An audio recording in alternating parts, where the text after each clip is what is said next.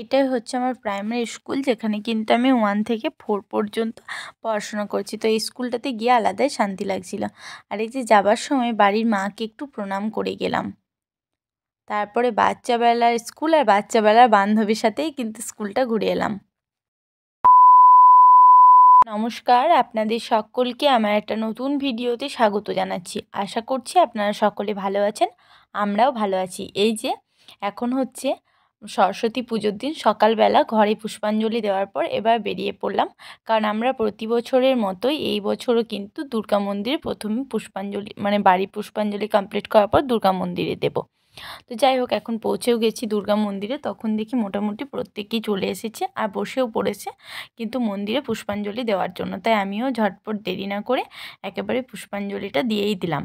আর এবার একটু শেয়ার করি আমাদের মা সরস্বতীকে।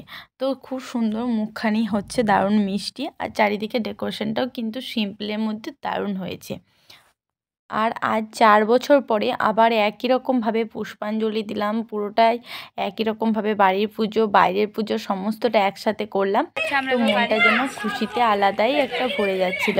তারপরে পুজো কমপ্লিট হওয়ার পরে কিন্তু চলে এসেছিলাম বাড়ি। এখন বাড়ি চলে এসেছি। এই সাজগোজটা এবার চেঞ্জ করতে হবে, যদিও বেশিক্ষণের জন্য নয়, ওই ঘন্টা 1.5 মতোই থাকলাম শাড়িটা পরে। তো বেশ ভালোই লেগেছে আজকে। তারপরে যা যা করবো সমস্তটাই আপনাদের সাথে শেয়ার করব। তো চলুন ভিডিওটা দেখতে থাকুন। এখন শাড়িটা চেঞ্জ করে একটা চুড়িদার পরে নিলাম। এটা খুব কমফোর্টেবল, আর এইটার দশা এখন এরকমই থাকবে, কারণ কি বারবার করে খোলা পড়া হচ্ছে, যার কারণে এটাকে এখন আর লাগাইনি। ব্যাকগ্রাউন্ডটা প্লিজ একটু অ্যাভয়েড করুন এই মুহূর্তে। আর এই যে এখন আমি খাবার জন্য কিন্তু বসেও পড়েছি। আর তারপরে বৈকালটা কেটেছিল ঠিক এরকমভাবে।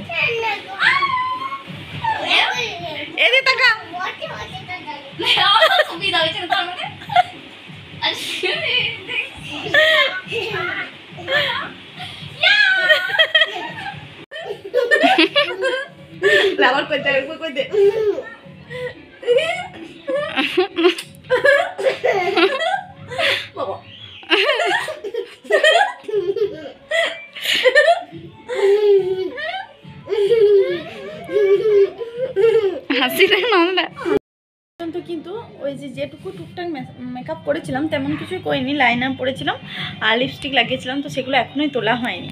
তাই এই যে এখন টিস্যু নিয়ে বসে পড়েছি তোলার জন্য। এরপর তো আবার একটু সেজে গুজে যেতে হবে।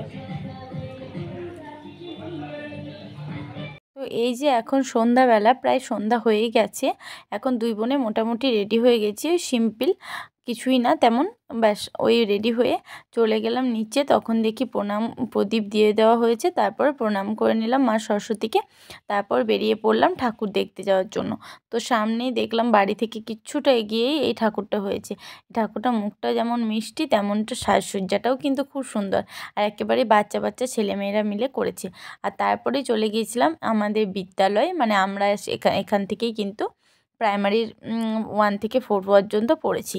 তো যাই হোক, আর তার সাথে গিয়েছিলাম কিন্তু আমার বাচ্চাবেলার বান্ধবীর সাথে। তো তাকে পরে দেখাচ্ছি। এখন প্রথমে মাকে একটু দর্শন করে নিন আপনারা। এটা হচ্ছে আমার স্কুলের মা, মানে প্রাইমারি স্কুলের বাচ্চারা মিলে সবাই আর কি এই ঠাকুরটা করেছে।